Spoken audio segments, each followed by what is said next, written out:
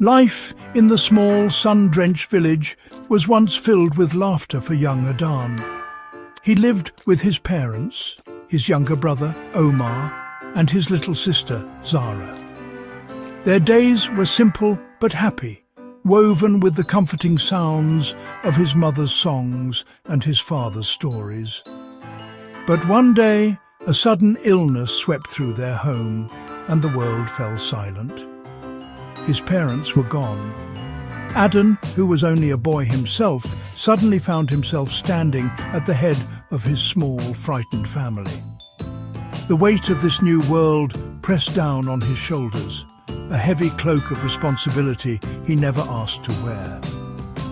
In the quiet nights that followed, worry was a constant companion for Adan. He would lie awake, listening to the soft breathing of his siblings sleeping beside him. He worried if they had enough to eat. He worried if they were warm enough under their thin blankets. He worried about the future, which now looked like a long, dark road with no map to guide him. The happy, carefree boy was gone.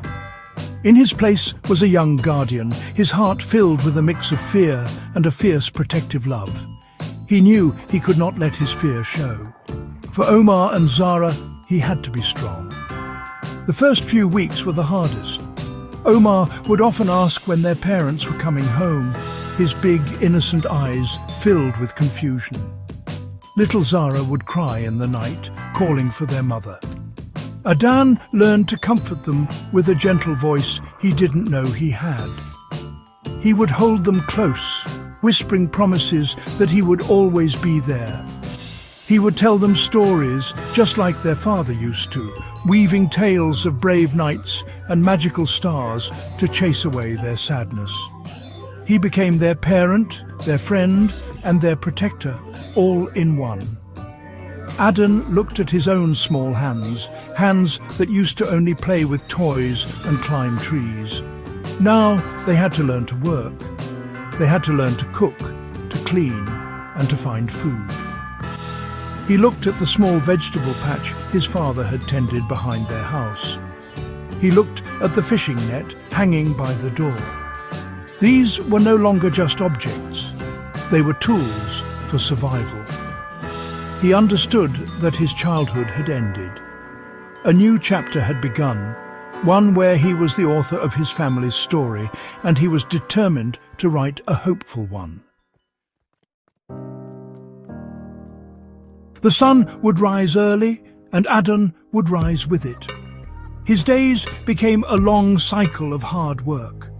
He would go to the fields, helping neighbouring farmers for a few coins or a basket of vegetables. His back would ache, and his hands would become rough and calloused, but he never complained. Every bit of food he earned was a victory. He would carry it home, his heart a little lighter, knowing his brother and sister would not go to bed hungry. He learned to mend their clothes with a clumsy needle and thread, and he learned to make a simple soup that was warm and filling. At night, when the day's work was done, Adan would gather Omar and Zara around a small candle. This was their school. Adan had loved learning, but he had to leave his own schooling behind. He couldn't let the same happen to his siblings. He would teach them the letters and numbers he remembered. He would read to them from the one book their father had left behind, his voice filling the small room with tales of faraway lands and grand adventures. He wanted their minds to grow, even if their world had become very small and difficult. There were moments of despair, of course. Sometimes, after a long day with little to show for it, Adan would sit alone outside, staring up at the moon. He would feel a deep loneliness and the crushing weight of his duties. He missed his parents terribly. He missed being a child. But then he would hear Zara's soft giggle from inside, or see Omar practicing the letters he had taught him, and a new strength would fill his heart. They were his reason. They were his hope. This love was a powerful fuel that kept him going, day after weary day. Slowly, Adan began to see small blossoms of success. The vegetable garden started to produce more food under his careful watch. Omar was becoming a bright and curious student, asking questions that sometimes even Adan couldn't answer. Zara learned to help with small chores around the house, her smile a constant source of light. Adan realized he wasn't just helping them survive, he was helping them grow. He was building a new family from the ashes of their old one, and it was a family built on his own hard work and endless love. Years passed, and the children grew. Omar was no longer a little boy, but a young man with a quick mind and a thirst for knowledge that went far beyond their small village. Adan saw a great potential in his brother, a spark of brilliance that deserved a chance to shine brightly. He knew that the village school had taught Omar all it could. The boy dreamed of studying in the big city, of becoming an engineer and building great things. Adan listened to his brother's dreams, and his heart felt both proud and heavy. He knew what he had to do. Adan had his own quiet dreams. He had once imagined traveling, seeing the world beyond their village, perhaps even starting a small workshop of his own.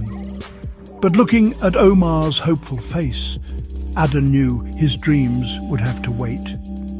He made a decision, a silent sacrifice made in the depths of his loving heart. He would give up everything he had to send Omar to the city.